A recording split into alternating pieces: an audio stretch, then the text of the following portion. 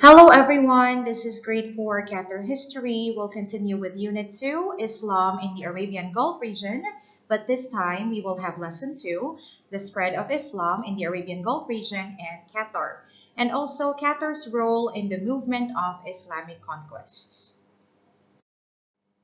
Our objectives are, first, unlock important vocabulary and concepts about the lesson that would help us understand each point presented to us in the subtopics, and second, describe the entry of Islam in the Arabian Gulf region and particularly in Qatar. Let's begin with vocabulary. So we will encounter these words throughout our discussion of the lesson. First word is conquest. So conquest means control of a place or people. So when we say Islamic conquest, that was the beginning of the spread of Islam beyond the Arabian Gulf region and extending towards Qatar.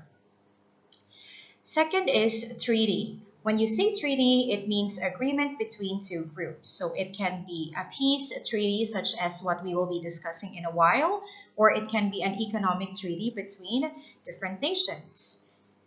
Third is navigators. So navigators are persons who control ship or seacraft. So we can also say that they are very able sailors or seafarers, and one example of these would be the ancient Qatari that were able to navigate the seas, dive for pearls, and travel to different places using seacrafts.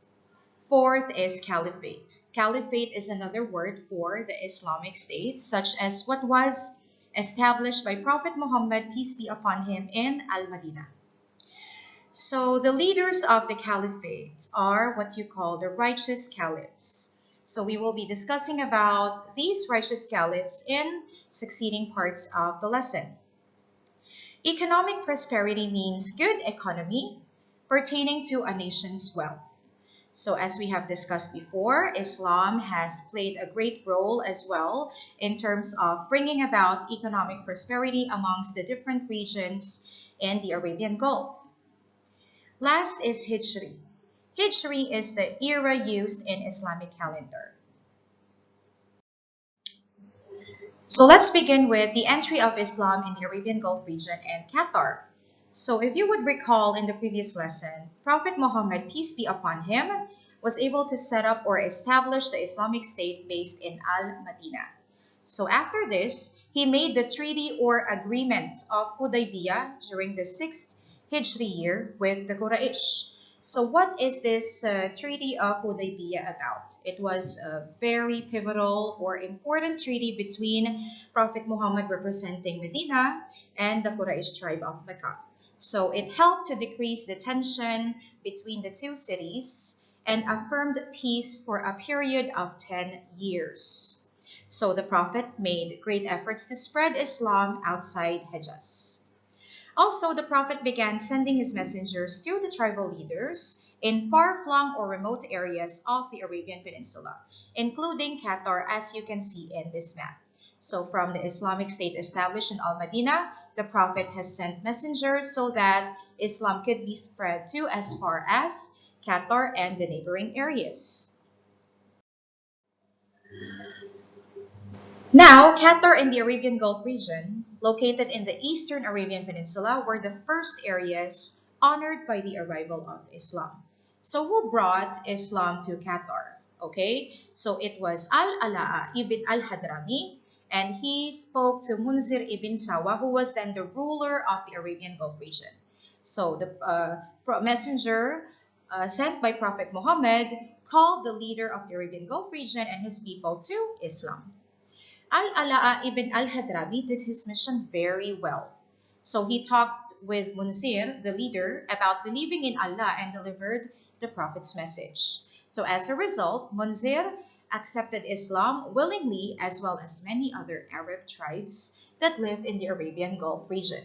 So this companion of the Prophet, this messenger, was very instrumental, very important in the spread of Islam throughout the whole Arabian Gulf region, particularly in Qatar.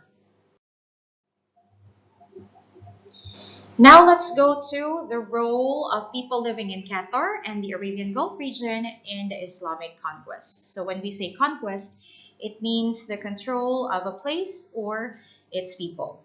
So firstly, the Islamic conquest made great achievements during the reign of the righteous caliphs. Okay, caliphs are the leaders of the Caliphate or the leaders of the Islamic State.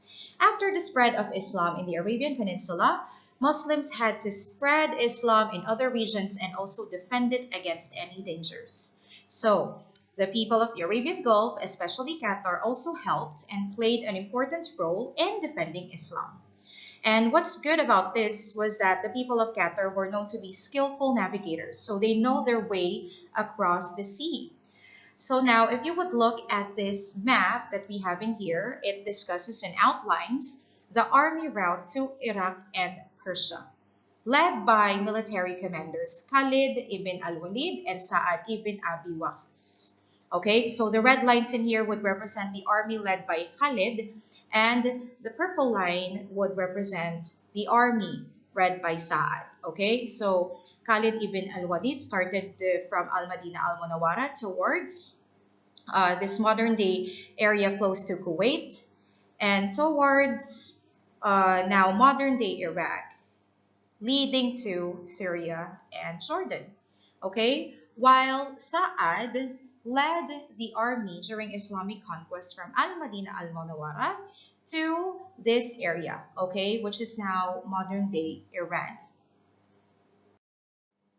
Our objectives are first, unlock important vocabulary and concepts about the lesson that would help us understand each point presented to us in the subtopics, and second, describe the entry of Islam in the Arabian Gulf region and particularly in Qatar.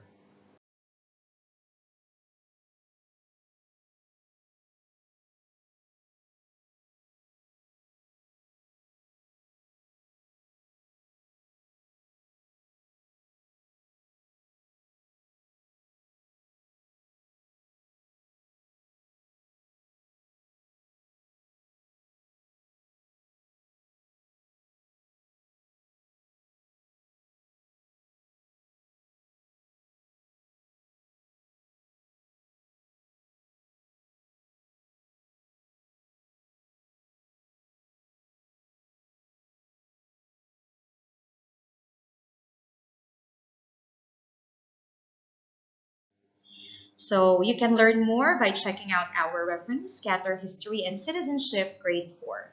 I'll see you in the next video.